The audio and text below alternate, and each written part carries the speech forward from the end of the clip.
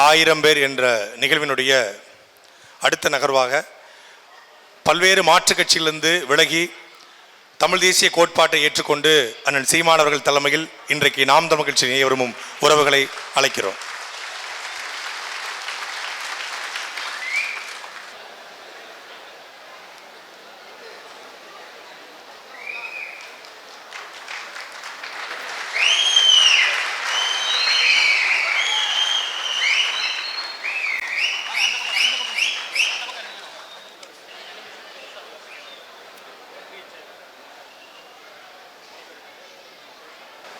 அண்ணனுடன் 1000 பேர் என்ற இந்த நிகழ்வின் அடுத்த கட்ட நகர்வாக அண்ணனோடு கேள்வி மற்றும் பதில். மேற்கு தொகுதியின் சார்பாக சஞ்சய் அவர்கள்.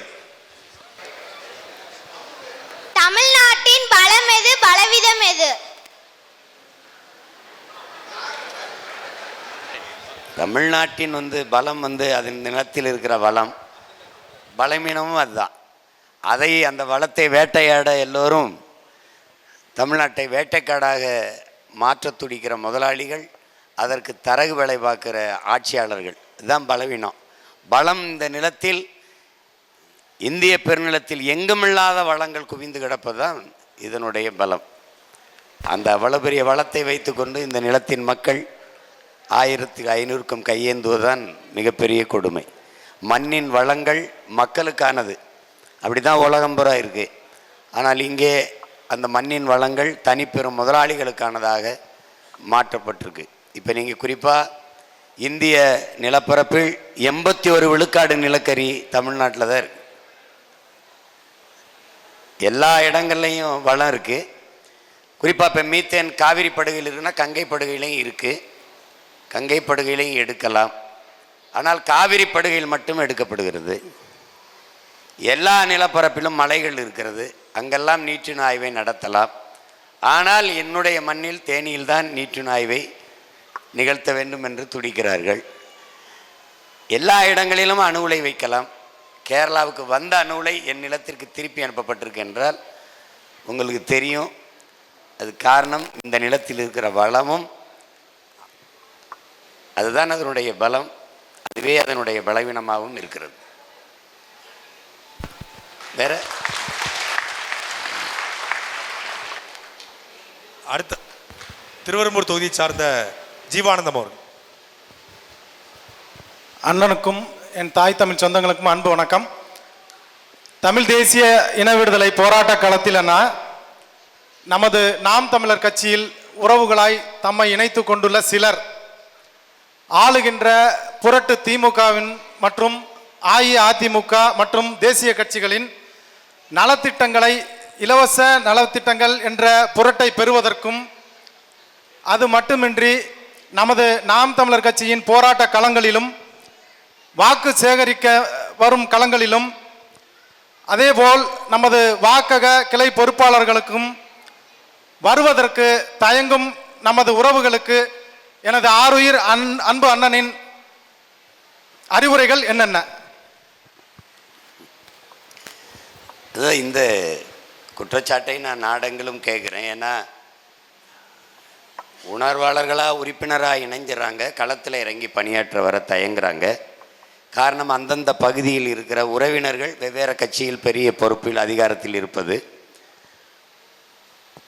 உழைக்கும் அடித்தட்டு மக்கள் ஒருவர் நிலத்தை சார்ந்து அவர்களுடைய நிலங்களில் உழைக்கிறது, அதனால் வருகிற வருவாயை பெற்று வாழ்கிற சூழல், இப்படி பல்வேறு சூழல் இருக்கிறதுனால களத்தில் நம்ம இருக்கிற மாதிரி கொடியை பிடித்து கொண்டு வாக்கு சேகரிக்க போராடி போராட்ட களத்தில் வழக்க வாங்கி சிறைக்கு செல்ல அவங்க தயாராக இல்லை.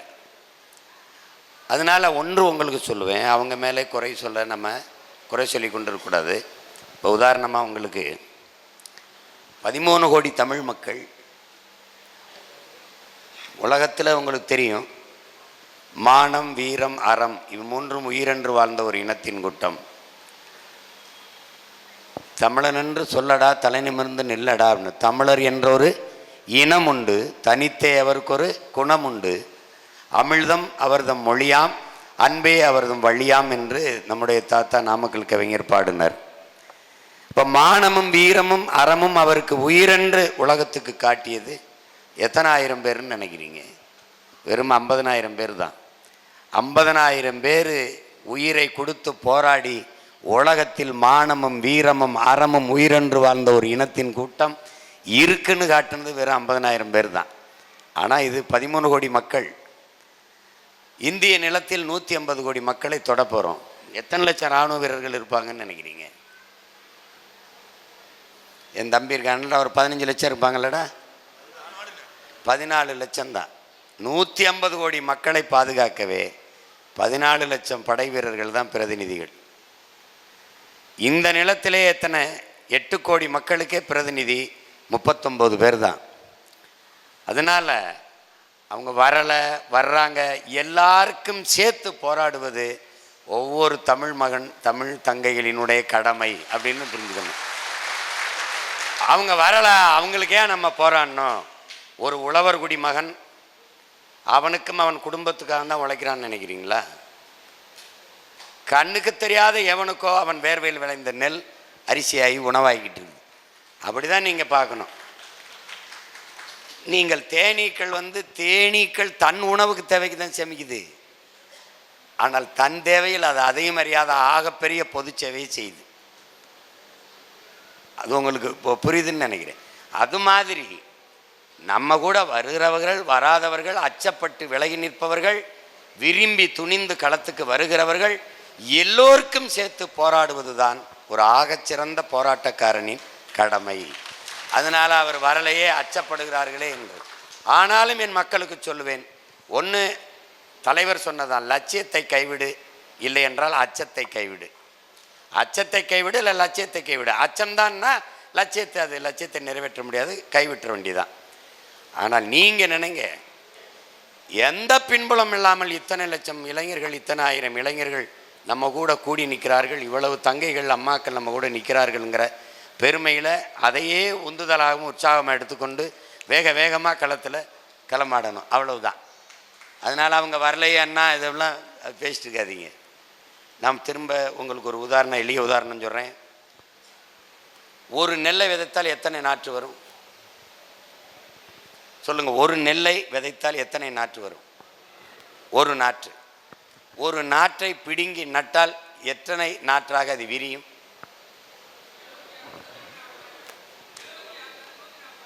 ஆ, 140 வரைக்கும் நம்ம இலக்கு. ஆனால் 80 வரைக்கும் நம்முடைய தம்பி சிவராமன் வரைக்கும் தொட்டிருக்கான். அப்பாவுடைய கனவு 100க்கு மேற்பட்டது. குறைஞ்சது 50 வச்சுக்கலாமா? ஒரு நெல்லை நட்டு ஒரு கைப்பிடி அளவு பிடிச்சா இருக்கிற அளவுக்கு அது பெருக்குது. ஒரே ஒரு நெல்மணி, ஒரு நாற்று 50 ஆகுது. 50 கதிர்களில் ஒரு கதிரில் எத்தனை நெல்மணி இருக்கும்? 130. சரி, 100 வைப்போம். 50 கதிரில் 100 ஒரு நெல்மணி 5000ஆக விரிவடையும் போது 1000 பேர் நம்ம 50,000 பேராக விரிவடைய முடியாதா? அவ்வளோதான். திருவெரும்பூர் தொகுதியை சேர்ந்த ரகுநாதன் அண்ணா, அன்பு உறவுகளுக்கு எல்லாத்துக்கும் வணக்கம். என்னுடைய நம்முடைய பொருளாதார நிலைமை ரொம்ப கட்சியை பொறுத்தவரையில் ரொம்ப குறைவாக இருக்குது. இதுக்கு ஏதாவது உங்களுடைய எண்ணங்கள் இருக்குதா வளர்க்கறதுக்கு? அல்லது வைப்பு தொகையோ ஒரு பெரிய வணிக வளாகமோ நம்ம அதுக்காக தனி ஒரு திரள் நிதி திரட்டி ஒரு வணிக வளாகமோ அல்லது அது சார்ந்த வைப்பு தொகையோ வச்சுக்கிட்டு நம்ம அதை நிதிநிலையை சரிப்படுத்த முடியுமான்னு கேட்கலாங்க. அந்த ஆசை விருப்பம் எனக்கு மட்டும் இல்லையா என்ன? அது இங்கே இருக்கிற யதார்த்தத்தை நீங்கள் புரிஞ்சுக்கணும். பணம் இருக்கிறவர்களிடத்திலே இன உணர்வு மான உணர்வு இல்லை. இன உணர்வு மான உணர்வு இருக்கிறவன்கிட்ட பணம் இல்லை.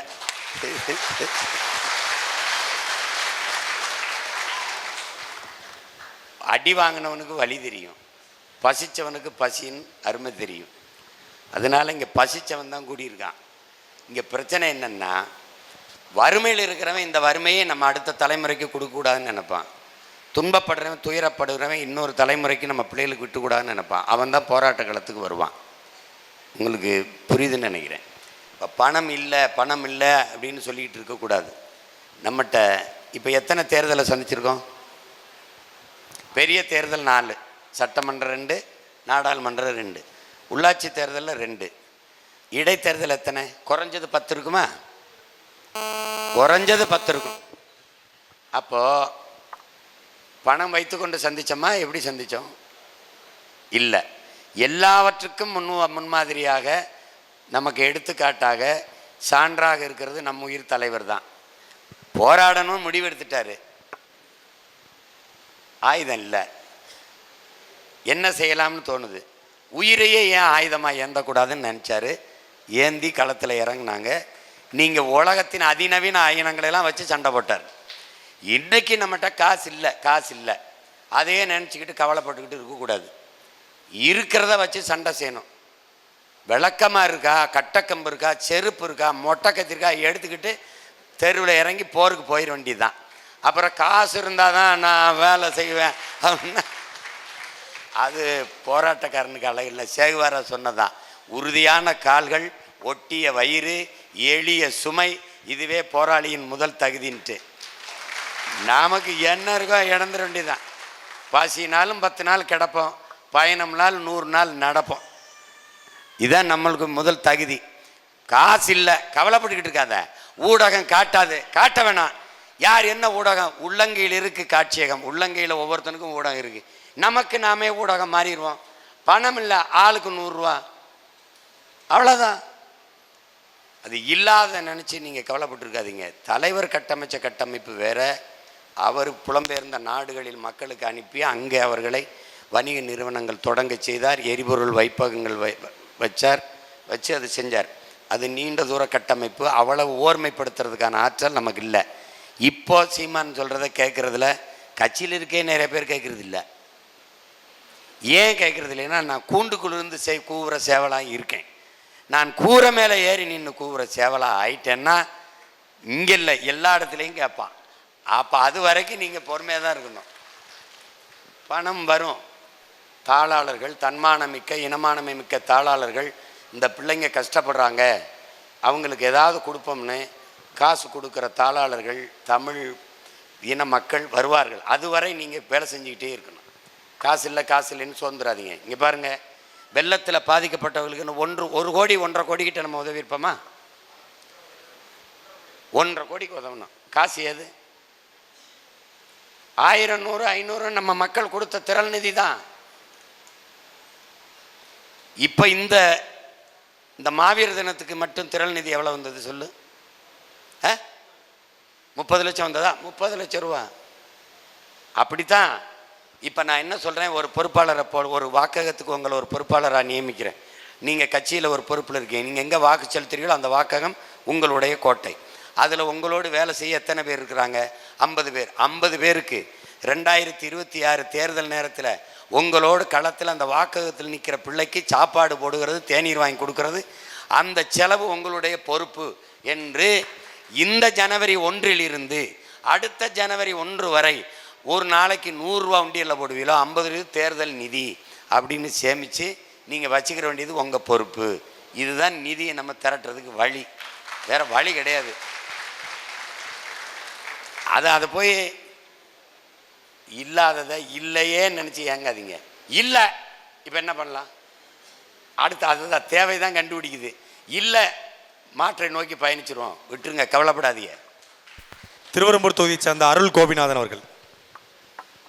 தமிழ்நாட்டில் உள்ள படித்த மற்றும் படிக்காத அனைத்து இளைஞர்களுக்கும் வேலைவாய்ப்பை உருவாக்கி தரதாக சொல்லியிருக்கோம். அதுக்கான திட்டங்கள் என்னென்ன வச்சுருக்கோன்றதை நம்ம சொல்லுவோங்க ஐயா. படித்த படிக்காத அனைவருக்கும் அரசு பணி கொடுக்க முடியும்னா, வேளாண்மையை முன்னிறுத்தி கட்டமைக்கிற, பசுமை தற்சார்பு பொருளாதாரத்தை முன்னிறுத்தி கட்டமைக்கிற, நிலமும் வளமும் சார்ந்த தொழிற்சாலைகள், வேலைவாய்ப்பு, வளர்ச்சி, இதான் நம்ம கோட்பாடு. அதன் அடிப்படையில் படித்தவர் படிக்காதவர் அனைவருக்கும் வேலைவாய்ப்பை நம்மால் கொடுக்க முடியும். இப்போ உதாரணமாக பல சான்றுகளை சொல்லிக்கொண்டே போகலாம். நிலமும் வளமும் சார்ந்த தொழிற்சாலை அப்படின்னா எல்லாருக்கும் எளிதாக புரியுற மாதிரி, நாம் ஒரு 2000 ஏக்கர் அல்லது 3000 ஏக்கர்களில் கரும்பு நம்ம விளைய வைக்கிறோம். கரும்பிலிருந்து பிரேசில் போல் எத்தனால் பெட்ரோல் எடுக்கலாம்.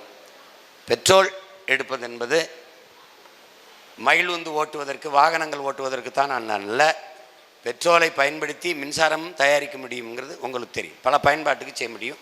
பிரேசில் கரும்பிலிருந்து எத்தனால் பெட்ரோல் எடுக்கிறது. கரும்பு விளைய வச்சிட்டோம். இப்போ அதை வெட்டுறதுக்கு படித்தவர்கள் தேவையா, இல்லை படிக்காத கல்வியறிவு இல்லாதவர்களே போதுமா? உடல் உழைப்பாற்றல் இருந்தாலே போதும். அப்போ கரும்பை வெட்டி கட்டி கொண்டு வந்து ஆலைக்கு சேர்ப்பதற்கு கற்றவர்கள் தேவையில்லை. அந்த கரும்பை ஆலையில் கொடுத்து சாராக்கி அது உலையில் அந்த அடுப்பலை போட்டு எரிக்கிறதுக்கு கல்வியாளர் தேவையில்லை. ஆனால் எத்தனை டன் வெல்லம் காய்ச்சப்பட்டிருக்கிறது எண்ணி அடுக்குவதற்கு கல்வியாளர் தேவைப்படுது. அது எவ்வளவு நாட்டு சிறு சிறு சர்க்கரையாக கட்டிகளாக எவ்வளவு உள்நாட்டு உணவு தேவைக்கு, வெளிநாட்டு உணவு தேவைக்கு, பிற மாநில உணவுகளுக்கு நம்ம தேவைக்கு ஏற்றுமதி செஞ்சுருக்கோம், எவ்வளவு சந்தைப்படுத்தியிருக்கோங்கிற கணக்கை நமக்கு வரையறுத்து தர, எழுதித்தர கற்றவர்கள் தேவைப்படுது. ஒரே நிலத்தில் ஒரே களத்தில் படித்தவருக்கு வேலை, படிக்காதவருக்கும் வேலை வந்துகிறது.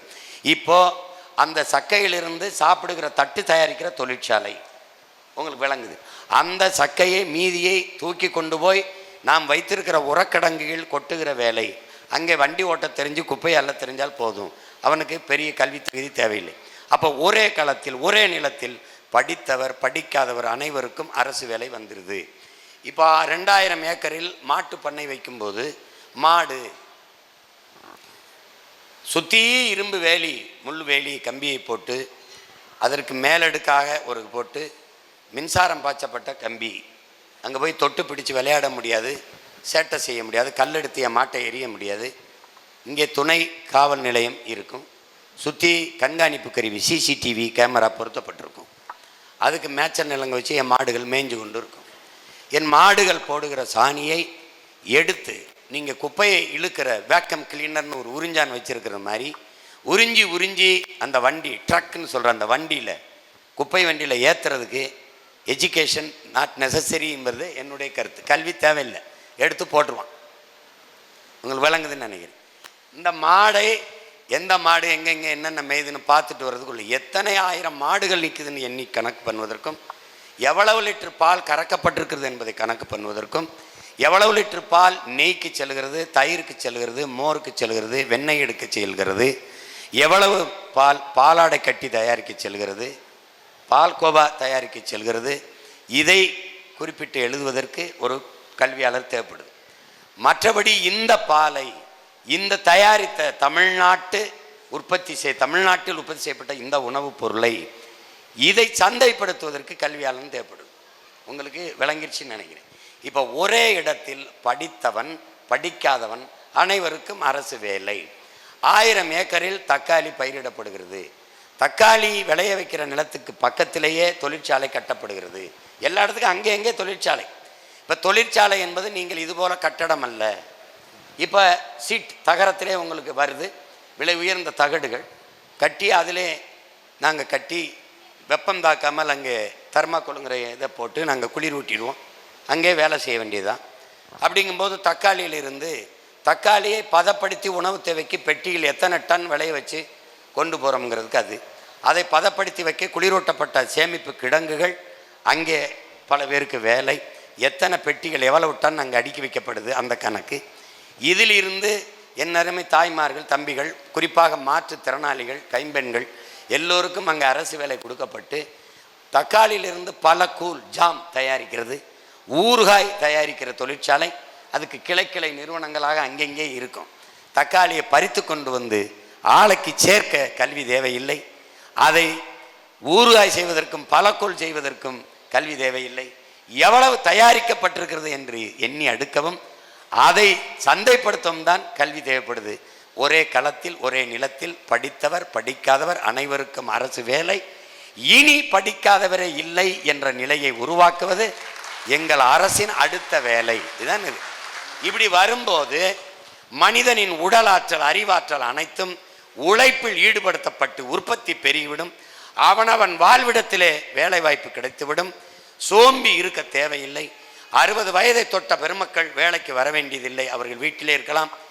அவரவர் 60 வயதுக்கு மேலே வந்து ஓய்வு பெற்ற ஆசிரியர் பெருமக்கள் இந்த கணக்கை இதை எண்ணி இதை அடுக்கலாம். அவர்களுக்கு ஒரு நாளைக்கு இவ்வளவுன்னு கூலி பெறலாம், மாதம் இவ்வளவு என்று கூலி பெறலாம்.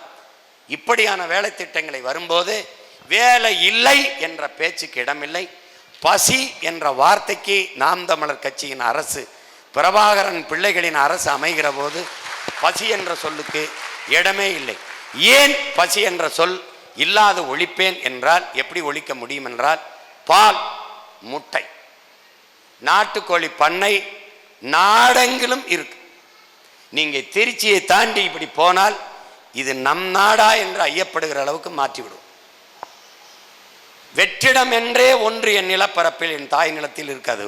ஒன்று காடுகள் இருக்கும், அல்லது ஆடு மாடுகள் மேய்கிற மேய்ச்சல் நிலங்களாக இருக்கும், அல்லது நீர் தேங்கி இருக்கிற நீர் தேக்கமாக இருக்கும், இல்லை என்றால் விளைநிலங்களாக இருக்கும், இல்லை என்றால் கூட்டு பண்ணைகளாக இருக்கும். ஆடு மாடு மேய்ஞ்சிக்கிட்டு இருக்கும், இல்லை கோழி பண்ணையாக இருக்கும். கூட்டு பண்ணைனா அங்கே என்ன இருக்கும்? அங்கே மீன் வளர்ப்பேன், இறால் வளர்ப்பேன், ஐரை வளர்ப்பேன், வாத்து வளர்ப்பேன், பன்னி வளர்ப்பேன், எல்லாம் வளர்ப்பேன். கீரையில் எல்லா கீரையும் வளர்ப்பேன். நீ குடும்பத்தோட சுற்றுலாவுக்கு வந்தால் சுற்றுலா தங்குற விடுதி வச்சுருப்பேன், சாப்பாட்டு தளம் வச்சுருப்பேன். நீ வந்து மீனை தூண்டியில் பிடிக்கும்போது இந்த மீன்னா அந்த மீனை சமைச்சு தர அங்கே ஆள் வச்சுருப்பேன். நீ கீரையில் இந்த கீரைனா 15-20 நிமிஷத்தில் கீரையை சமைச்சு தர ஆள் வச்சுருப்பேன். எல்லாம் ஒருங்கிணைந்த கூட்டு பண்ணை. இது நம் பெரிய தகப்பன் நம்மாழ்வாருடைய கனவு. அதை நிறைவேற்றுகிற போது அவனவன் வாழ்விடத்தில் வேலை வாய்ப்பு. நீ ஒரு ஒரு ஒரு மாட்டு பண்ணை வச்சிருக்கும் போது இந்த மாதிரி பால், இந்த கலப்பட பால் கிடையாது. உத்தரப்பிரதேசத்தில் ஒருத்தன் 1 லிட்டரு கெமிக்கலில், 1 லிட்டரு வேதிப்பொருளில் 500 லிட்டரு பால் தயாரித்து 20 ஆண்டுகளாக விற்று வாழ்ந்துருக்கான். 20 ஆண்டு விட்டுட்டு இப்போ தான் கண்டுபிடிச்சிருக்காங்க. அவன் கண்டுபிடிச்சிட்டா நீ சாப்பிட்டுக்கிட்டு இருக்க, நீ குடிக்கிறது பால் நினச்சிக்கிட்டு இருக்க, விஷம்ங்கிறத புரிஞ்சுக்க. மாடு இல்லாமல் பால் குடிக்கிறிய, நீ எப்படி கேள்வி கேட்கவே இல்லை. எல்லாரும் பால் குடிக்கிறோம், மாடுங்க. இது பால் போல ஒன்று. மில்க் ஃப்ளேவர், மாங்காய் ஃப்ளேவர், லெமன் ஃப்ளேவர் மாதிரி எல்லா காலங்களிலும் மாம்பழச்சாறு குடிக்க முடியும். மேங்கோ அப்படின்னு விற்கிறான். உங்களுக்கு புரியுதுன்னு நினைக்கிறேன். அதுதான் மாசானுக்கு புக்காக்க சொல்கிறான், பருவத்தில் கிடைக்கிற மா, பருவத்தில் கிடைக்கிற பலா, இதையெல்லாம் எல்லா காலத்திலும் இருக்க வேண்டும் என்று நினைத்து நீ அதை பதப்படுத்த ஆரம்பி இயற்கை விட்டு ரொம்ப தூரம் போயிடுறாங்கிறார். மாம்பழம் 2 மாதம் தானே, அந்த பருவத்தில் தான் உண்றணும். அது காலம்புறா சாப்பிடணும்னு வச்சுக்கிட்டு அது கெமிக்கலை போட்டு பதப்படுத்தி வைக்கிறது தான். அதனால தான் அது பிரச்சனை. அப்போ அது என்ன ஆயிடுது? இந்த நிலையை நம்ம போக்கணும் அப்படின்னா அதுக்கு வழி என்னென்னா, அந்தந்த வாழ்விடங்களில் என்னென்ன கிடைக்குதோ அதை வைத்து கொண்டு, அப்பா சொல்கிற மாதிரி 60 கிலோமீட்டருக்கு மேலே ஒரு பொருள் வெளியில் போகக்கூடாது, வரக்கூடாதுன்றது. அங்கங்கே உணவின் தேவையில் தண்ணீரை அடைஞ்சிக்கிட்டு போகணும். அப்படி வரும்போது, நம்முடைய ஆட்சி வரும்போது, பால், தூய பால், என் பிள்ளைகளுக்கு கலப்படமில்லாத பால், 1/2 லிட்டரு பால், 2 முட்டை.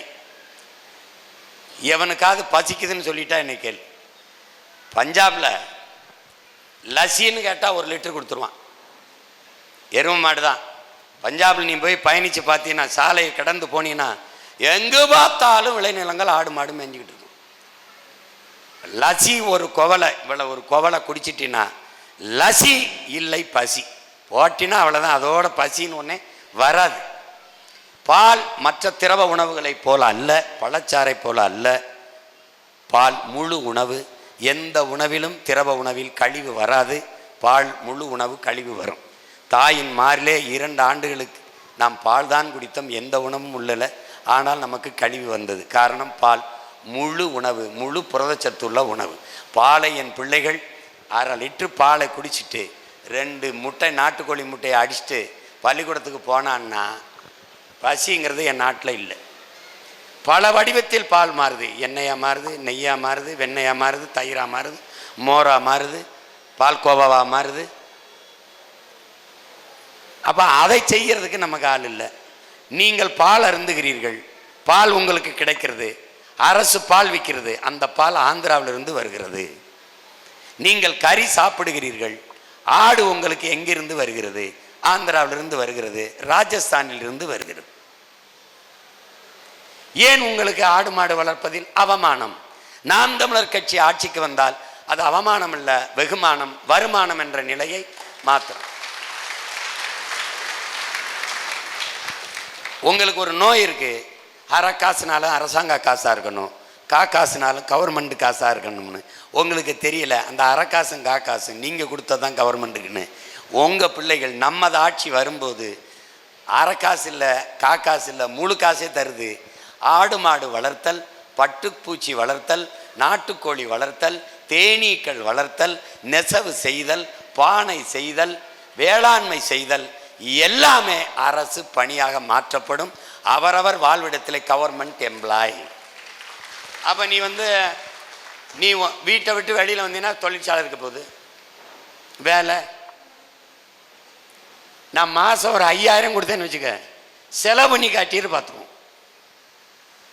நான் வெளிப்படையாக ஒரு சவால் விடுறேன், 5000 உனக்கு மாதம் கொடுத்துட்றேன், நீ செலவு பண்ணி காட்டிடு. செலவு இருக்காது. ஏன்? நானே விவசாயம் செய்கிறேன். மலையிலிருந்து விளைய வைக்கிற கிழங்கு தேன் கீன் எல்லா அங்காடியும் குறிஞ்சி அங்காடி என்று கடையை திறந்துடுவேன். அங்கே வேலை பார்க்குற என் பிள்ளைகளுக்கு, தம்பி தங்கைகளுக்கு, மாற்றுத்திறனாளிகளுக்கு, விதவை தங்கைகளுக்கு, எல்லாருக்கும், தாய்மார்களுக்கு அரசு பணி கொடுத்துருவேன். உனக்கு நடக்க முடியாது சோம்பேறி, வீட்டில் உட்காந்து அழைச்சி பேசி ஸ்விக்கி சுமோட்டோவில் வாங்கி திண்டு ஊபர் ஓலாவில் பயணிச்சிட்ட இந்த அவன் பேர் என்ன அமேசான் இதுலேயே பேசி தின்ட்ட அதே பழக்கம் இருக்கு. இருந்து போ கழுத. இப்போ என்ன எனக்கு அடிக்கிற? எப்பா 1 லிட்டர் தேன் அந்த குறிஞ்சி அங்காடிக்கு அடிக்கிற, எனக்கு கேரட்டு, முள்ளங்கி, பீட்ரூட்டு இந்த இந்த இதுக்கு அங்காடிக்கு கேட்குற. எங்காலும் ஸ்விக்கி சுமோட்டோலாம் தூக்கி வீசிட்டு நாங்களே அரசு பணிக்கு வச்சுருப்போம், நாங்களே வாடகை. என் பிள்ளை படித்த பிள்ளை உன் வீட்டு முகவரி வாங்கிட்டு வந்து கொடுத்துட்டு போயிடுவான். அங்கே அரசு பணி உனக்கு என்ன வேணுமோ அங்கே கிடைக்கும். குறிஞ்சி அங்காடி, முல்லை அங்காடி, மாட்டிலிருந்து வர்ற பால், தயிர், நெய், மோர், வெண்ணெய், பாலாடை கட்டி, பால்கோவா எல்லாம் முல்லை அங்காடியில் வச்சு விற்பேன். அங்கே கறி, மாட்டுக்கறி வேணுமா, ஆட்டுக்கறி வேணுமா, எல்லாம் அங்கே முல்லை அங்காடி. காடும் காடு சார்ந்த நிலத்தில் என்னென்ன உனக்கு கிடைச்சதோ தேன் எல்லாமே அங்கேயே வச்சுருப்பேன். மலை குறிஞ்சியிலையும் இங்கேயும் தேன் விற்கும், உனக்கு கிடைக்கும். திருப்பி மருதம் அங்காடின்னு நெல், குருதாலி, சாமை, வரகு, தினை, அது இது என்னென்ன வேணும், தக்காளி, வெண்டைக்காய், வெள்ளரிக்காய், பூசணிக்காய் எல்லாம் வச்சுருப்பேன் குறிஞ்சி மருதம் அங்காடியில். மறுபடியும் நெய்தல் அங்காடின்னு திறந்து வச்சுருப்பேன். மீன், எந்த வகையான மீன் வேணுமோ இருக்கும். இந்த 4 அங்காடி.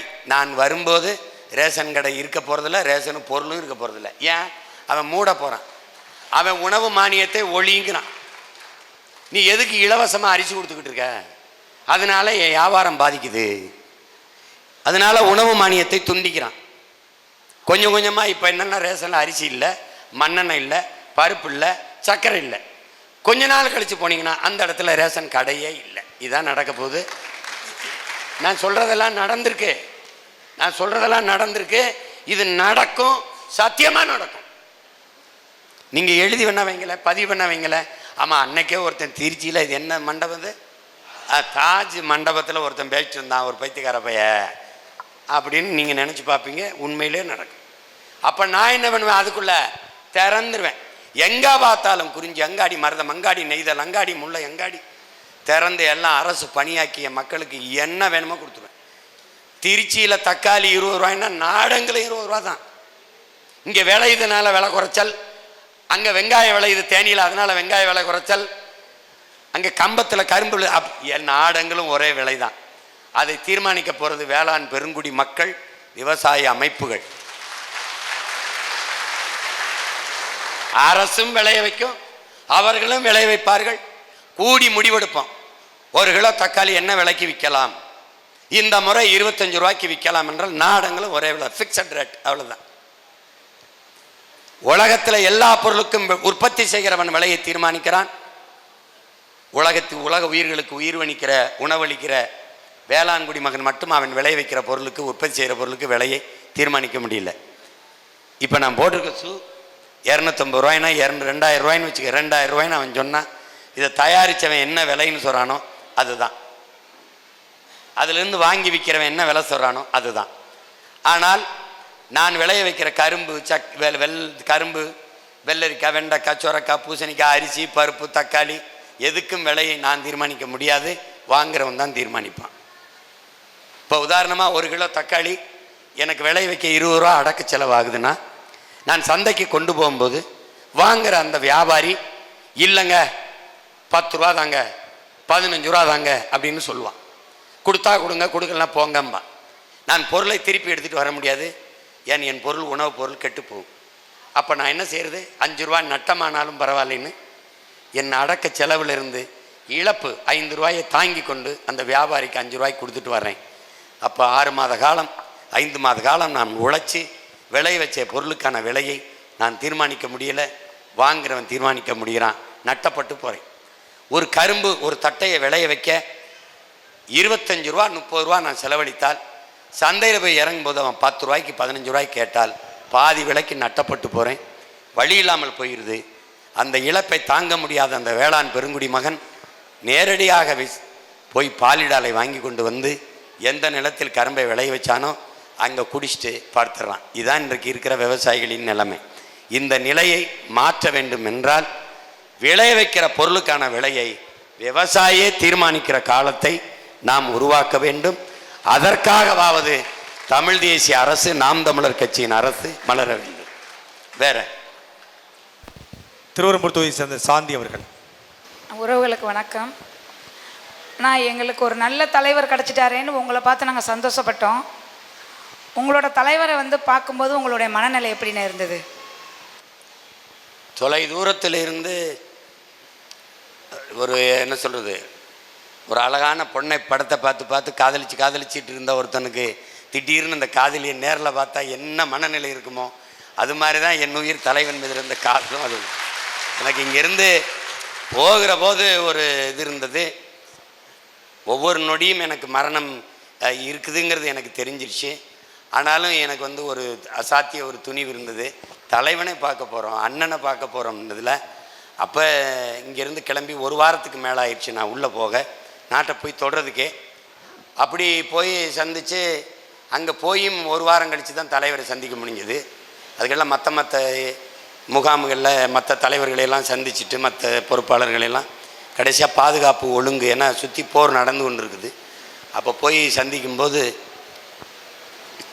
நாள் சந்திப்பில் அப்போ ஒருத்தர் பார்த்துருந்தோம். அப்படி இருக்க தழுவிக்கிட்டோம். அப்புறம் ஒன்றும் பெரியதுன்னா பேசலை, கொஞ்சம் நேரம் பேசலை, ரொம்ப நேரம் அமைதியாக இருந்தோம் எல்லோரும். அப்புறம் மெதுவாக பொட்டண்ணன் தான் சகஜமாக பேசுவாங்க. அவங்க பேச்ச தம்பி வராருன்ட்டு வந்துட்டார், அமைதியாக இருக்கீங்களேன்னு அவரை ஆரம்பித்து விட அப்புறம் பேச்ச ஆரம்பிச்சது.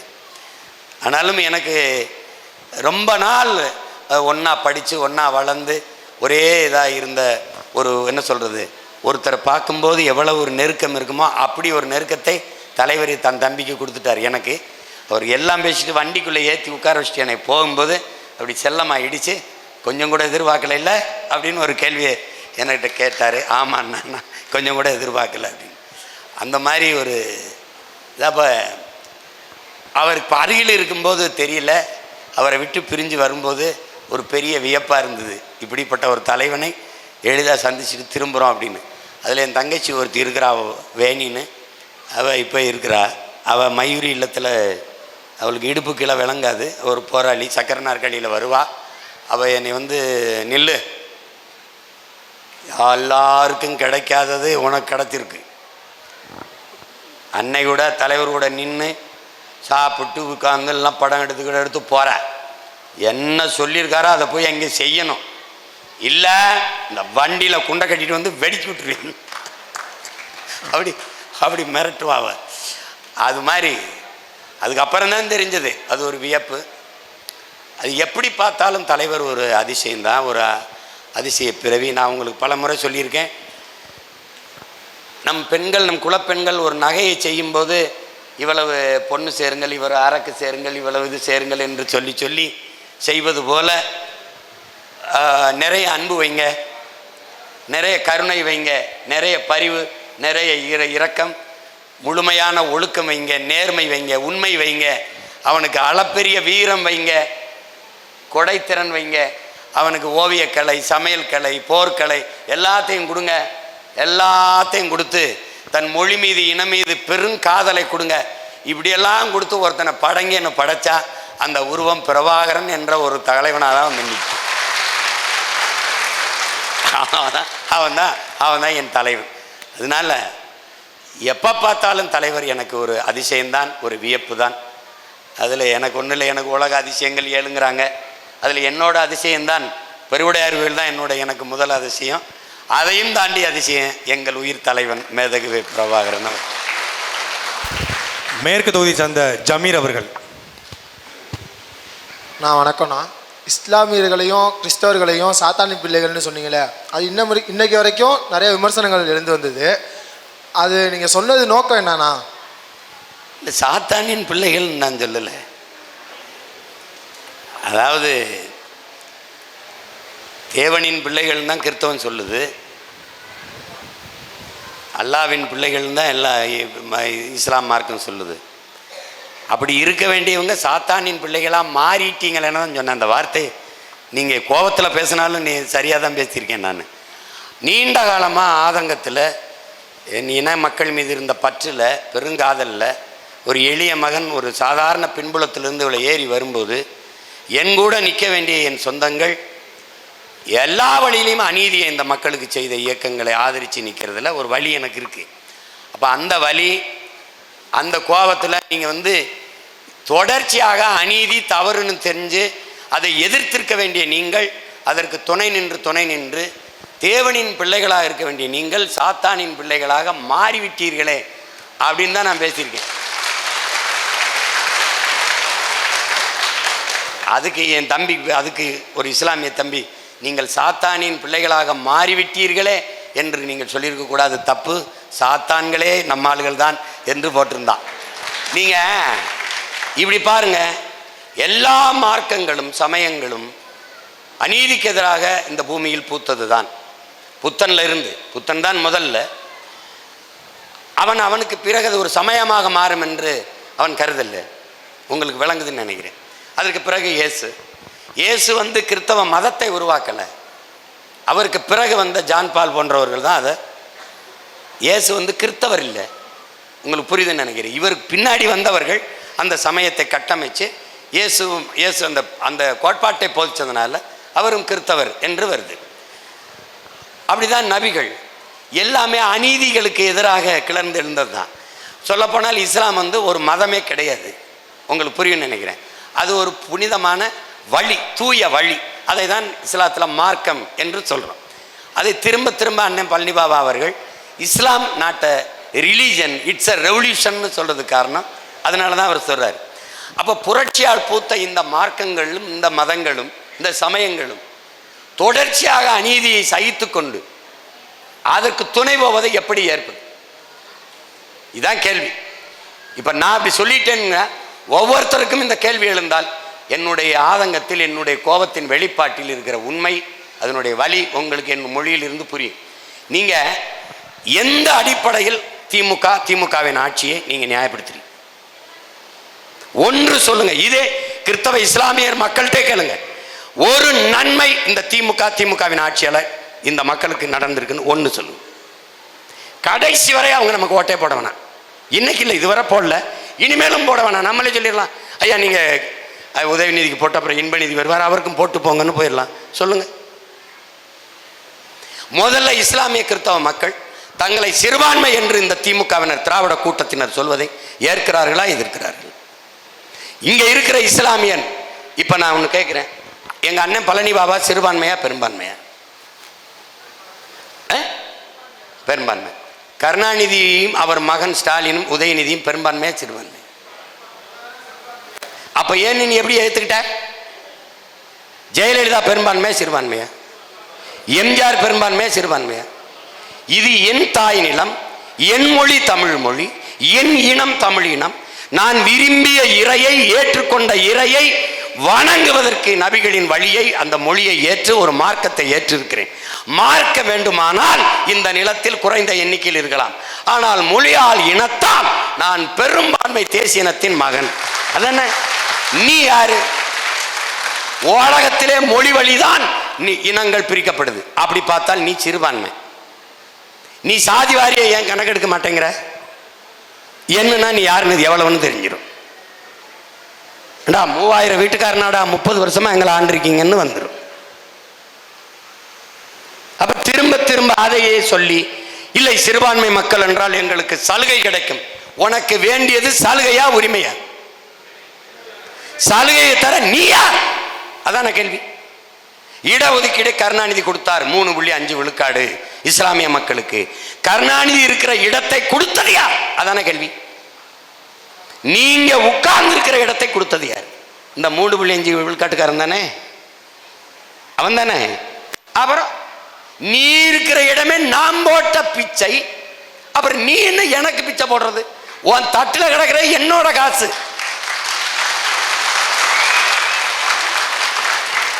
இந்த கோபத்தில் தான் சொல்வேன், இன்னும் சொல்லுவேன். மறுபடியும் அவங்களுக்கு ஓட்டு போட்டு என்னை தோக்கடிச்சா இன்னும் சொல்லுவேன்.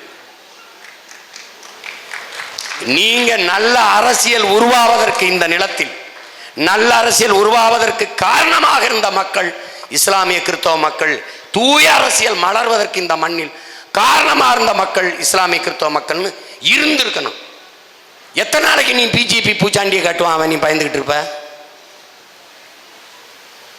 நான் இந்த மகன் சொல்றேன், நான் பெரிய அதிகாரத்தில் இல்லாத மகன் சொல்றேன், என்னைய தாண்டி தாண்டா நீ இந்த பேனா வைக்கணும், என்னை தாண்டி தாண்டா நீ ஏர்போர்ட்டை கட்டணும், என்னை தாண்டி தாண்டா நீ இந்த மண்ணை எடுக்கணும், என்னை தாண்டி தாண்டா நீ இந்த அணுகுலைய நீட்டிக்கணும் சொல்றேன்ல. அப்படி நீ என்ன சொல்லணும்? பிஜேபி வராது, வர விட மாட்டேன். அதற்காக நாங்கள் இவ்வளவு பெரிய இயக்கம் இருக்கோம், இவ்வளவு பெரிய அதிகாரம், 40 உறுப்பினர்கள் வச்சிருக்கோம். எங்களை தாண்டித்தான் பிஜேபி இந்த மண்ணில் வர முடியும் என்று ஒரு வார்த்தை சொன்னது உண்டா ஐயா கருணாநிதியோ அவர் மகனோ? ஆனால் எளிய மகன் நான் இன்னைக்கும் சொல்றேன், என்னைக்கும் சொல்றேன், அல்லா மேலேயே ஆணையிட்டு சொல்றேன், நான் இருக்கிற வரை பிஜேபி இங்க வளராது. அப்படி சொல்லு, அப்படி சொல்லு. இந்த திமுகவுக்காக பாடுபடுகிற கிறிஸ்தவ பெருமக்கள், ஆயர் பெருமக்கள், மதகுருமார்கள், போதகர்கள், யாரையாவது சொல்லு. திமுக இருக்கிற வரை பிஜேபி வராது. நீ கோலை. கருணாநிதியின் பிள்ளைகள் கோலைகளா தான் இருக்கும், பிரபாகரன் பிள்ளைகள் தான் வீரனா இருக்கும். என்னைய தாண்டி தாண்டா இங்க வரணும்னு சொல்ல முடியுமா? நீ வர விட மாட்டேன் அப்படின்னு சொல்லணும்ல. என் வீட்டில் நான் வாயில் காவலன் போடுவது திருடனை திருடிட்டு ஓடும்போது விரட்டி பிடிக்கல தம்பி, திருட வரும்போதே அடிச்சு பிடிக்கத்தான், தடுத்து பிடிக்கத்தான். அப்படிதான் இங்க ஒரு திருடணும். ஊர் எல்லையில நிக்கிற எங்க ஐயனார் மாதிரி நிக்கணும். ஓடா அப்படின்னு சொல்லணும். வந்துருவான் உள்ள வந்துருவான், சீமானுக்கு போட்டா வந்துருவான். அட கேனப்பைய மகனே, சீமானுக்கு போட்டா சீமான் தாண்டா வருவான், பிஜேபி வராது.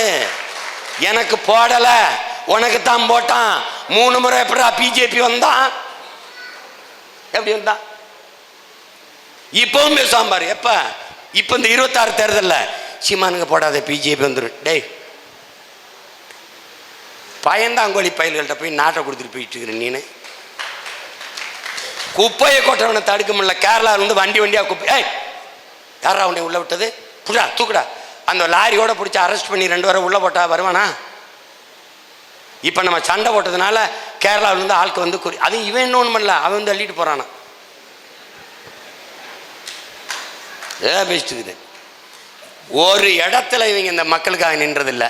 இன்னும் நம்பிக்கிட்டு திமுகவுக்கு போட்டா தான் பிஜேபி வராது. இப்போ வந்துருச்சு, இப்போ வந்துருச்ச. அமித்ஷா வந்து அம்பேத்கர் அப்படி சொல்லிட்டாரு. அதுக்கு முன்னாடி ஐயா சொல்லிக்காரு. எந்த ஐயா? நம்ம ஐயா கருணாநிதி ஐயா. அம்பேத்கர் பேரை சொல்லி இந்த தாழ்த்த இவர்கள் பிழைத்துக் கொண்டிருக்கார்கள், தன்னலவாதிகள் பிழைத்துக் கொண்டிருக்கார்கள் பேசின பெருந்தகை இவர் தான். ஐயோ, இவங்கெல்லாம் போய் நீ போயிட்டு இருக்கிற தம்பி. ரொம்ப குறவலை பிடிச்சுன்னா தெரியாம போட்டோம் கையில் தும்பா, தெரியாம நடந்துருத்தும்பா. இது வேற. மேற்கு தொகுதியை சேர்ந்த ஆதில். அண்ணா வணக்கம்ண்ணா. நீங்கள் முதலமைச்சர் ஆனால் போடுற முதல் கையெழுத்து என்னவா இருக்கும்? ஆனா இல்லை ஆகிறோம் போடுறோம். ஆனா தம்பி வந்தால் கிடையாது, வாரம் செய்கிறோம். நம்ம இப்படி வாரம் செய்கிறோம்.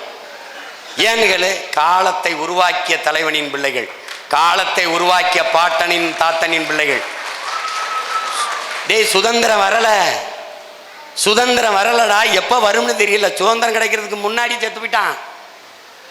47 சுதந்திரம், 21 செத்து போயிட்டான். ஆனால் அதுக்கு முன்னாடியே ஆடுவோமே பல்லு பாடுவோமே ஆனந்த சுதந்திரம் அடைந்து விட்டோம் என்று ஆடுவோமே பல்லு பாடுவோமே, எங்கும் சுதந்திரம் என்பதே பேச்சு, நாம் எல்லோரும் சமம் என்பது ஆச்சு, ஆடுவோமே பல்லு பாடுவோமே. சுதந்திரமே அடையல, காலத்தை அடையும்டா, வர்றோம்டா, செய்யறோம்டா.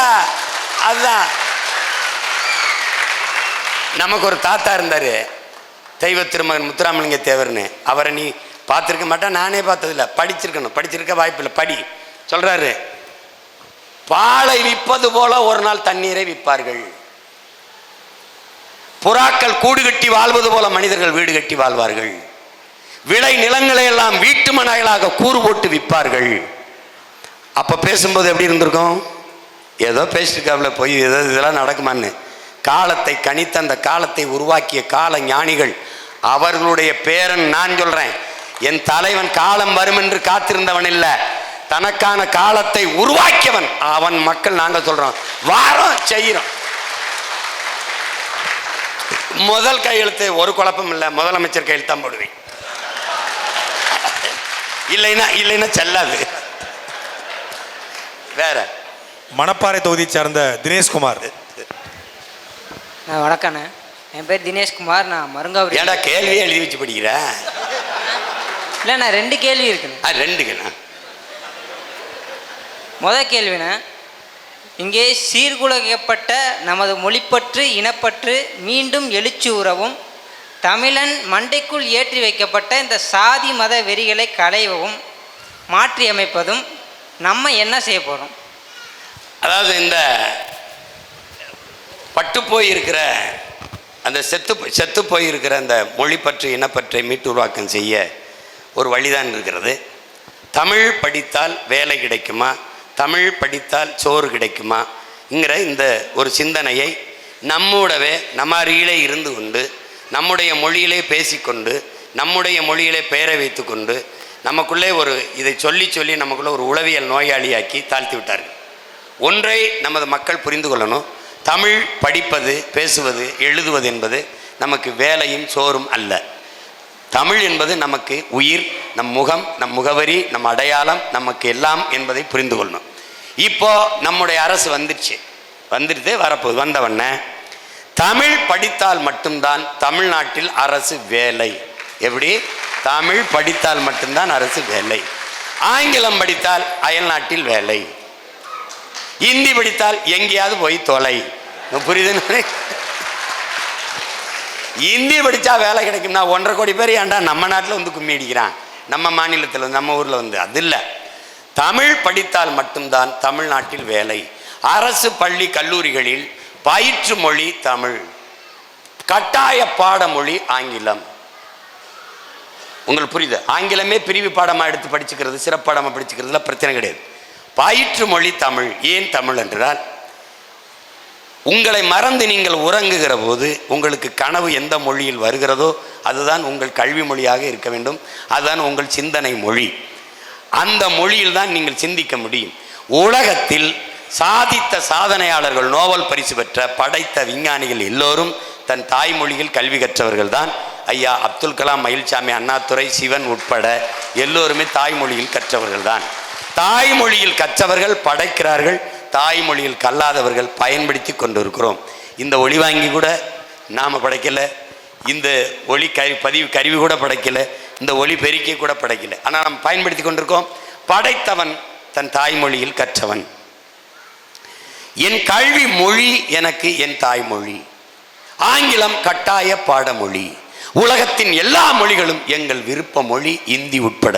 விரும்பினால் எம்மொழியும் கற்போம், அதற்கு முன்பு எம்மொழி தமிழ் கற்போம்.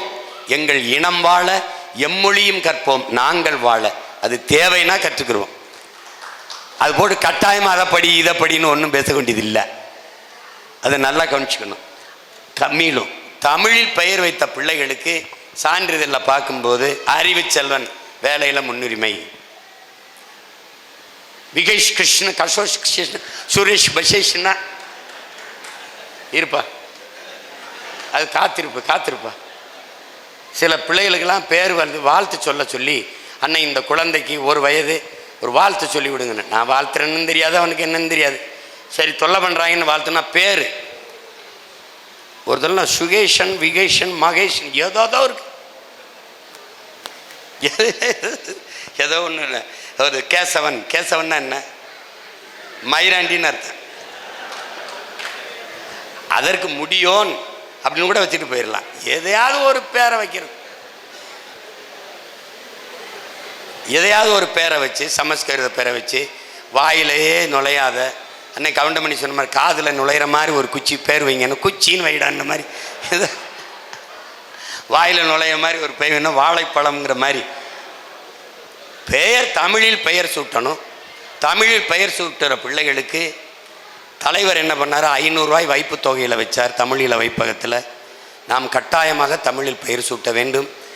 தமிழ் வழியில் அரசு பள்ளியில் அரசு கல்லூரியில் படித்து வர்ற பிள்ளைகளுக்கு வேலையில் முன்னுரிமை கொடுக்கப்படும். கொடுத்த பிறகுதான் மிச்சம் மற்றவர்களுக்கு கொடுக்கப்படும் என்ற நிலையை உருவாக்கினால் தானாக மொழி வளரும். இங்கே இந்த தொலைக்காட்சி, இந்த திரைப்படங்கள் எல்லாம் தேவையற்ற ஆங்கில கலப்பு வருகிறது. இப்போ வாடா மச்சான் டீ சாப்பிடுவோம், அந்த டீ ஒளி ஒரு கெட்ட வார்த்தை போல கருதி அமைதிப்படுத்தப்படும். நீங்கள் சொல்கிற மாதிரி பீப் சவுண்டு, விக் ஒய், அப்போ உங்களுக்கு தெரியும் பூரா இங்கிலீஷாக போட்டுருந்துருக்கான். ஏய், இதை சில பேர் பேசுவாங்கல்ல, ஏய் மச்சான் என்ன மச்சான் டென்ஷனாக இருக்க, ஃபீல் பண்ணாத, அதெல்லாம் நீங்கள் கலக்க முடியாது. தமிழில் பெயர் வைக்காத ஆங்கிலத்தில் படம் பெயர் வைத்து ஆங்கிலத்தில் தொழில்நுட்ப கலைஞர்கள்லாம் பேர் போட்டு வந்தால் அது நீங்களே பார்த்துட்டு படுத்துக்கிற வேண்டியதுதான். அந்த படத்தை நீங்கள் திரையிட்டு ஓட்டுவதற்கு வாய்ப்பு கிடையாது. தமிழன் காசு வேணும், தமிழ் வேணாமா?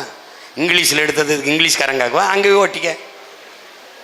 கடும் சட்டங்களின் மூலமாக சிதைந்து அழிந்து கொண்டிருக்கிற தாய்மொழி மீட்சிக்கு எல்லா வழியிலையும் நாங்கள் அரும்பாடாற்றி தமிழகத்தின் தமிழ் தெருவில் தமிழ், எங்கும் தமிழ், எதிலும் தமிழ், பேச்சு தமிழ், மூச்சு தமிழ், எல்லாம் தமிழ் என்ற நிலையில் உருவாக்கும்.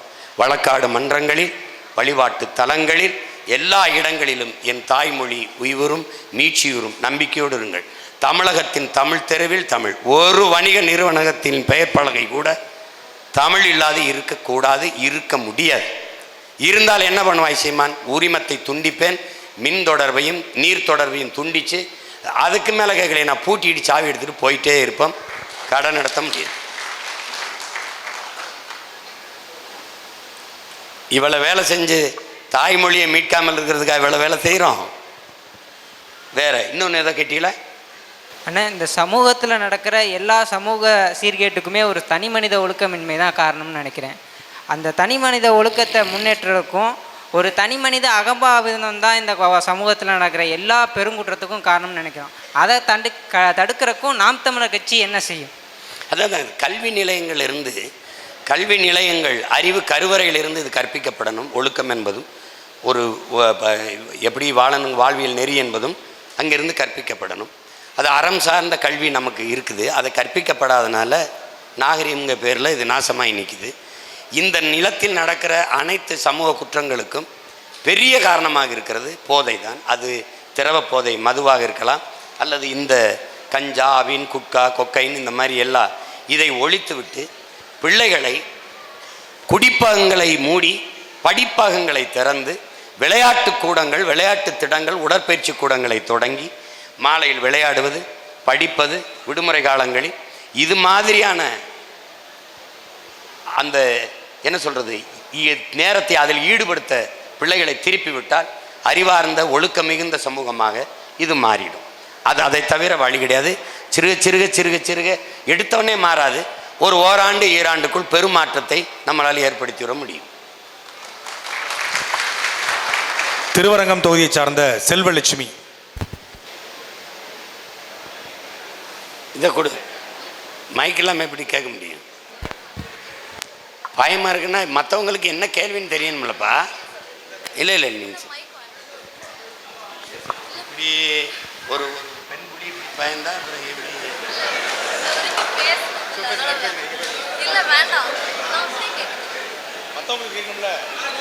பயம் என்பது நம் பரம்பரைக்கே இருக்கக்கூடாது. அதுலேயும் குறிப்பாக பெண்களுக்கு அறவே இருக்கக்கூடாது. என்ன புலியை முரத்தால் அடித்து துரத்தினால் மரத்தினா அந்த மரத்தினி இல்லையா? வாரிசு இல்லையா?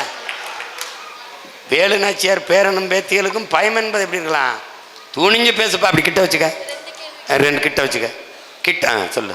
இப்போ கட்சியில இருந்து முக்கிய நிர்வாகிகள் அதுக்கப்புறம் பொறுப்பாளர்கள்லாம் விலகிட்டு இருக்காங்கல்ல, இதனால கட்சிக்கு ஏதாவது கெட்ட பேர் வரும்னு நினைக்கிறீங்களா? செய்தியில எல்லாம் வந்துட்டு இருக்கு, அதனால வாக்கு சதவீதம் எதுவும் குறையுமா? குறையும் நீங்க நினைக்கிறீங்களா? அதான் இப்போ வெளியில போய் இன்னொரு கேள்வி இருக்கா? இன்னொரு கேள்வி இருக்கா? இருங்க. இப்போ கட்சியில இருந்து இவர்கள் வேண்டாம், இவர்களை எப்போது அனுப்புவது என்று எண்ணிக்கொண்டிருந்தவர்கள் தான் அவர்களா போறார்கள். நாமளே பல பேரை நீக்கியிருக்கோம், அனுப்பியிருக்கோம். இப்போ வெளியில போய் என்ன நம்மை பற்றி பேசுகிறார்களோ இதே தான் கட்சிக்குள்ளே இருந்து கொண்டும் பேசிக்கொண்டிருந்தார்கள். உள்ளே இருந்து துரோகியா இருப்பதை விட வெளியே போய் எதிரி ஆய்வது மேல் என்று தான் அவங்கள அனுப்பிச்சிருக்கு. 2வது, இப்ப வெளியில போயிருக்க யாரும் 24 தேர்தலில் வேலை செய்யலை. அப்படி இருந்தும் நமக்கு வாக்கு விழுக்காடு குறையில, ஏறித்தான் இருக்கோம், வளர்ந்து தான் இருக்கோம். அதனால முக்கிய நிர்வாகிகள் என்பது தவறு, வளர்ச்சிக்கு முட்டுக்கட்டையாக இருந்த நிர்வாகிகள் என்றுதான் அதை சொல்லணும்.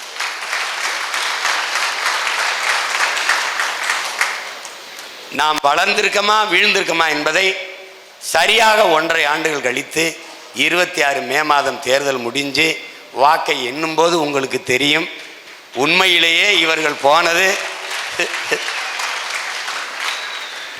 எவ்வளவு நல்லது என்பதை நீங்கள் அப்போது அறிவீர்கள்.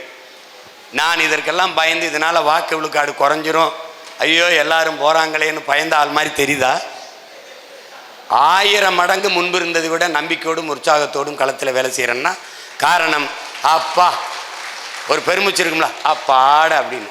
என்னுடைய கணக்கு மே மாதத்திற்குள் இன்னும் சில குப்பைகள் பிசுறுகள் அங்கங்கே இருக்குது, எல்லாவற்றையும் ஊதி பறக்க விட வேண்டும் என்பதுதான் என்னுடையது. அது போயிடுச்சு அப்படின்னா அந்த வேலையை அது திமுக பார்த்து எனக்கு கொடுத்துரும். ஏன்னால் என் மேலே அது தனித்த பாசம் உண்டு. அது நான் வளர்வதிலையும் வெல்வதிலும் அவர்களுக்கு தனித்த பெரும் அக்கறை உண்டு. அதனால் என்னை வெல்ல வைத்து முதலமைச்சர் நாற்காலியில் உட்கார வைக்காமல் அவர்கள் ஓய மாட்டார்கள். அதற்காக தினந்தோறும் அவர்கள் தொலைக்காட்சியில் அவர்கள் சம்பந்தப்பட்ட ஊடகங்களில் நம்மை பற்ற செய்தி வருதா இல்லையா? வருது.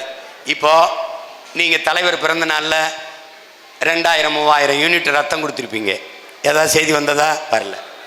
ஆனால் அன்னைக்கு எவனாவது, இப்போ நீங்கள் உங்களுக்கு கவனம் வரணும்னு வச்சுக்கிறீங்களேன், சாதாரணமாக தெருவில் போகிற ஒருத்தர் கூட நான் நாம் தமிழர் கட்சியிலேருந்து விலகியிருக்கேங்க அப்படின்னா வாங்க பேசுங்க. இப்போ பாருங்கள், நீங்கள்லாம் ஒன்று சொல்லணும், ஒரு முக்கியமான ஆள் கட்சியிலேருந்து விலகிறாரு, அவரை போய் பேட்டி எடுங்க, சீமான் விலகி போகிறாராம் போங்கன்னு சொல்லி சொல்லுங்கள், நேரம் என் வீட்டுக்கு வந்து நிற்பான். அதனால் அது ஒரு வீழ்ச்சி இல்லை, ஒன்றும் இல்லை, நீங்கள் அதை பற்றி கவலைப்படாதீங்க. ஒரு மரத்தை வெட்டி வீழ்த்தும் போது அதை சுற்றி அந்த தடத்தில் பல ஆயிரக்கணக்கான கிளைகள் வெடித்து தலைப்பதை நீங்கள் பார்ப்பீர்கள். அதுபோல தான் இதை பற்றி நீங்கள் என்றைக்கும் கவலைப்படாதீங்க. போகிறவர்கள் போகட்டும், கொள்கை உறுதி லட்சிய உறுதியற்றவர்கள் இருந்தும் ஒன்று தான் போயும் ஒன்று தான். அதனால் ஒன்றும் இல்லை, நீங்கள் இருக்கீங்க, உங்களுக்கும் கீழே பல ஆயிரக்கணக்கான தம்பிதங்கள் படித்து கொண்டிருக்கிறார்கள், அவர்களுக்குத்தான் இந்த கட்சியை அண்ணன் நடத்துகிறேங்கிறத இங்கே கவனத்தில் வச்சுக்கணும். அதனால் அதை பற்றி கவலையே படாதீங்க. மாசைத்தும் சொன்னது தான், அவர்கள் கூட வந்த தோழர்கள் இறந்து போகிறார்கள், உயிரற்ற உடலை தூக்கி சுமப்பது தேவையற்ற சுமை, அதனால் இங்கேயே அடக்கம் செய்யுங்கள், நாம் செல்லலாம் என்று வணக்கம் செலுத்தும் போது அவர் சொன்னது, இறந்தவர் போக இருப்பவர் முன்னேறுக, அதேதான் சென்றவர் போக நின்றவர் போராடுக, அவ்வளவுதான். அதை விட்டுருங்க. வேற கேள்வி. நானும் சிவகங்கை தான். வர 2026 சட்டமன்ற தேர்தலில் நீங்கள் நம்ம சொந்த மண்ணான சிவகங்கையில் போட்டிடுவீங்களா? அந்த மாதிரி ஏதாவது எண்ணம் இருக்கா?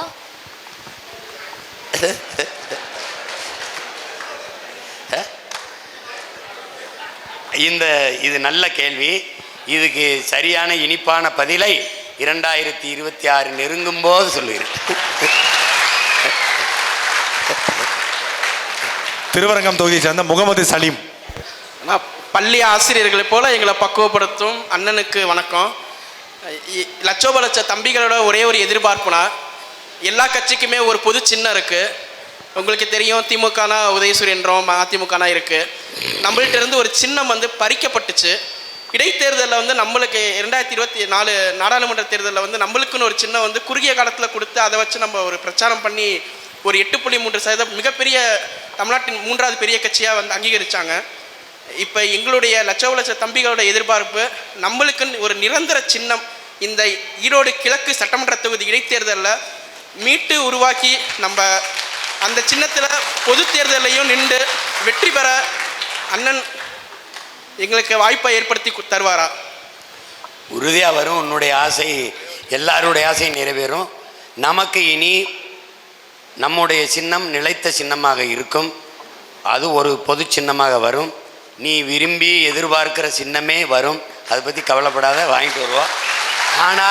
ஆனாலும் நம்முடைய கோட்பாடு, நம்முடைய கட்சியின் கொள்கை முடிவு வந்து ஒரே சின்னம் ஒரு கட்சிக்கு தொடர்ச்சியாக கொடுப்பது கூடாது என்பது நம்ம கொள்கை. நீங்கள் ஒவ்வொரு தேர்தலுக்கும் ஒவ்வொரு சின்னத்தை கொடுக்கணும். நம்மளுடையது இந்த சின்னம், இந்த அடையாளம். இப்போ ஒரு குக்கர் அல்லது ஒரு சைக்கிள் இந்த மாதிரி இருக்குல்ல, இந்த மாதிரி சின்னங்கள் இல்லாது அமெரிக்கா போல் எண் முறைக்கு வரணும் அப்படின்னு நம்ம சொல்லியிருக்கோம். அது தேர்தல் ஆணையத்தில் நான் கேட்கும்போது சிம்பல்லெஸ் எலெக்ஷனுக்கு வா என்று நான் சொல்லும்போது அது எப்படி படிக்காதவங்க என்ன செய்வாங்கன்னு கேட்டாங்க. 75 ஆண்டுகால விடுதலை பெற்ற இந்தியாவில் எல்லாரையும் படிக்க வைக்காமல் நீ என்ன பண்ணிட்டு இருந்தான்னு கேட்டேன். அப்புறம் நான் கேட்டேன், சிம்பல்லெஸ் எலெக்ஷனுக்கு வர முடியாது, நீ கேஷ்லெஸ் எக்கனாமிக்கு எப்படி வந்தான்னு கேட்டேன். நீ எப்படி கேஷ்லெஸ் எக்கனாமிக்கு வந்துட்ட, அப்போ சிம்பல்லெஸ் எலெக்ஷனுக்கு வா அமெரிக்கா மாதிரி அப்படின்னு. அப்படி வந்துட்டா ரொம்ப நல்லது. இந்த தேர்தலில் நமக்கு 101, அவருக்கு 61, அவருக்கு 71, 81னா சம வாய்ப்பு, என்ன சொல்கிறது, சம வாய்ப்பு, சம ஜனநாயகம் அப்படின்னு நம்ம சொல்லலாம். அது இல்லாமல் நீங்கள் 70 80 வருஷமாக ஒரே சின்னம். தாமரைனா அது குழந்தைகளுக்கு தெரியும், அது தேசிய மலருதுன்னா தாமரை. சூரியன் எந்த காலத்துலேருந்து 50 60 ஆண்டுகளாக ஒரே சின்னம். ரெட்டையெல்லாம் 50 ஆண்டுகளாக ஒரே சின்னம். நமக்கு ஒவ்வொரு தேர்தலுக்கும் ஒரு சின்னம். இது எப்படி சம வாய்ப்பாக இருக்கும், எப்படி சரியானதா ஜனநாயகமாக இருக்கும்? அதனால தான் இதை மாற்றணும்னு நினைக்கிறோம். நம்மளுக்கு இருக்கிற நிலைமை இனி ஒரு காலங்களில் இனி ஒரு பிள்ளைகளுக்கு வரக்கூடாதுன்னு தான் எண்ணு முறைக்கு வந்துரு. அப்படி இல்லையா ஒவ்வொரு தேர்தலும் ஒவ்வொரு சின்னத்தை கொடுத்துரு. இப்போ நமக்கு மைக்க கொடுத்து 8.22 வாங்கி 8.5 விழுக்காடு வந்தோம்ல, உதயசூரியன் எடுத்துகிட்டு திமுகவை நிற்க சொல்லு, எத்தனை விழுக்காடு வருதுன்னு பார்த்துருவோம் ஒரு தடவை.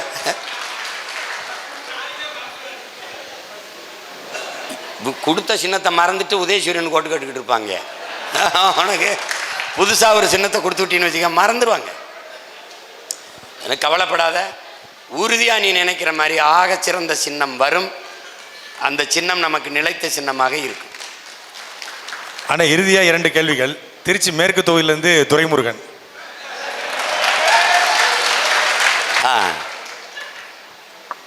நீங்கள் ஆசையாக வளர்த்தவர்கள், உங்களோடு உடன் பயணித்த தம்பிகள், தளபதிகள் உங்களுடைய எதிர்த்துருவத்தில் நின்று கொண்டு உங்களை விமர்சிக்கும் போது நீங்கள் என்ன மனநிலையில் இருப்பீங்க? என்னுடைய சின்ன மகன் மாவீரன் வந்து இப்படி கூப்பிடுவான், குனிய சொன்னான் ஒரு தடவை. அவன் முத்தம் கொடுக்கத்தான் குனிய சொல்கிறான்னு நினச்சேன். ஒரே அறையா சப்புன்னு கணத்தில் வந்துட்டு ஓடிப்பிட்டான். அந்த மனநிலை தான் எனக்கு இருக்கும். தலைவர் சொன்னதா, உமய மகேஸ்வரனும் அண்ணனும் சமகால தோழர்கள், நண்பர்கள், ஒரே நேரம் இயக்கத்தில் இருந்தவர்கள். தொடக்காலத்திலேருந்து சென்னை பாண்டி பஜாருங்கிற ஒரு இடத்துல 2 பேருக்கும் சண்டை. அண்ணனும் அவரும் கட்டி உருண்டு சண்டை போட்டுட்டாங்க. ஒருவர் துப்பாக்கி வச்சு சுட்டுக்கிட்டாங்க. அது ஒன்றும் இதில்லை, கருத்து முரண்தான். அப்போ தலைவர்கிட்ட அனிதா பிரதாப்புன்னு அந்த ஒரு ஊடகவியலாளர் பேட்டியில் கேட்குறாங்க, என் மக்களின் விடுதலைக்காகன்னு அந்த நூல், அது எல்லாரும் வாங்கி படிக்கலாம். தலைவருடைய மனம் திறந்த பேட்டி இருக்குது.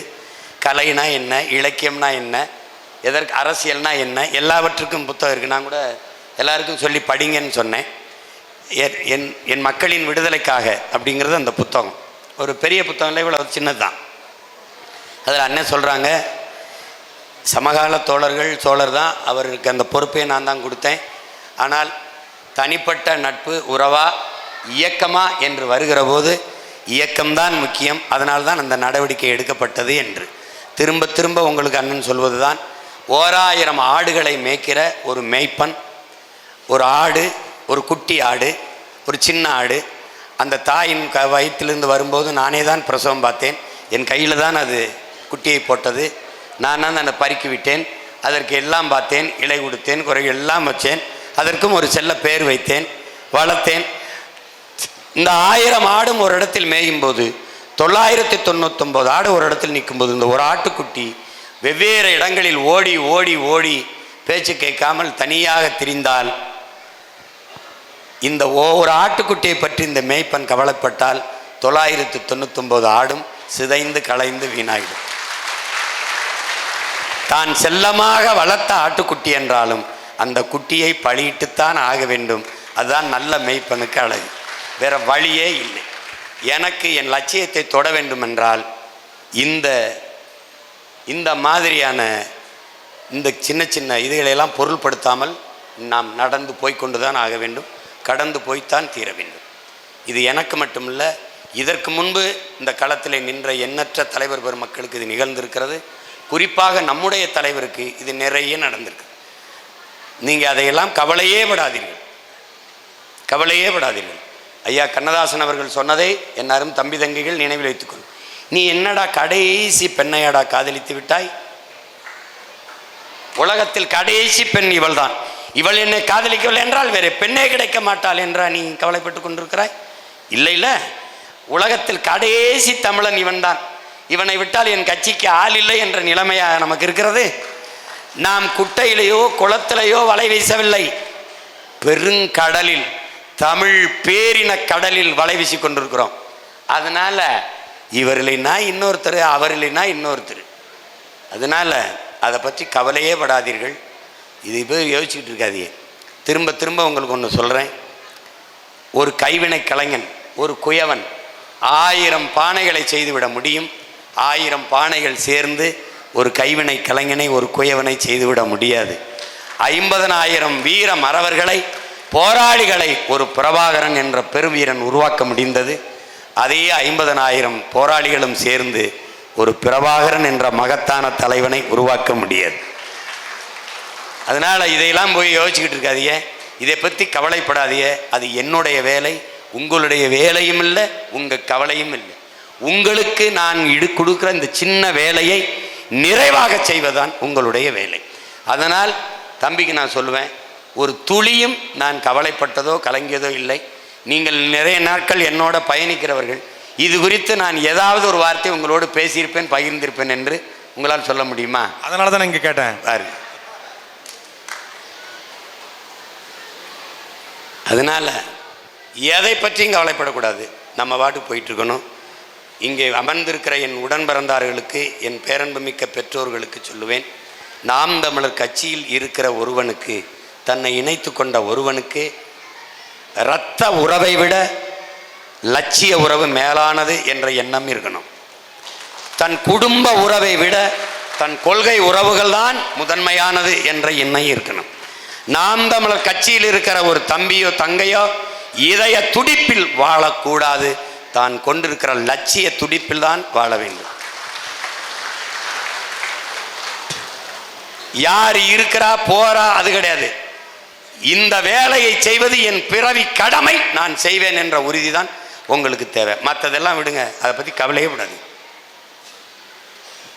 யார் சரி சரியில்லை என்பதல்ல, நான் சரியா இருப்பேன், இந்த உறுதியான நிலைப்பாட்டுக்கு வந்துடும்.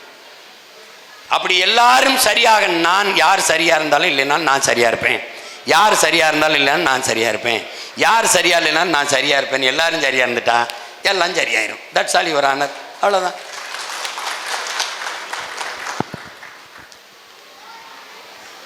அண்ணே, நீங்கள் தலைவரை சந்திக்கலை அப்படின்னா இப்போ என்னவா இருந்திருப்பீங்கண்ணே? திமுகவில் ஒரு சட்டமன்ற உறுப்பினர், அதில் அதிகபட்சம் ஒரு அமைச்சர், அந்த மாதிரி இருந்திருப்பேன்.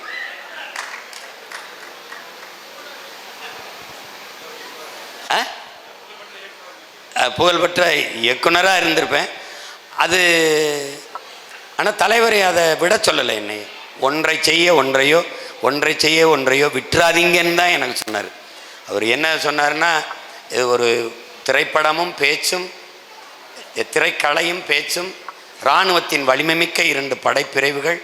இது 2 ஆற்றலும் உங்ககிட்ட இருக்குது. ஒன்றை செய்ய ஒன்றையோ விட்டுறாதீங்கன்னு சொன்னார். அது சரிதான். ஆனால் இந்த வேலையை செய்யும்போது அந்த வேலையை செய்ய முடியல. ஏன்னா தொடர்ச்சியாக சிறைப்படுத்தப்பட்ட உடனே என்னோட சேர்வதற்கு, பழகுவதற்கு, நடிப்பதற்கு, படம் எடுப்பதற்கு எல்லாரும் பயந்துட்டாங்க. இப்போ வரைக்குமே உங்களுக்கு தெரியும், பயப்படுவாங்க.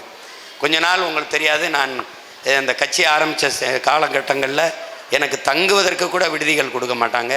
பல நாட்கள் என்னுடைய மகிழ்வுந்து ஒன்று இருக்கும்.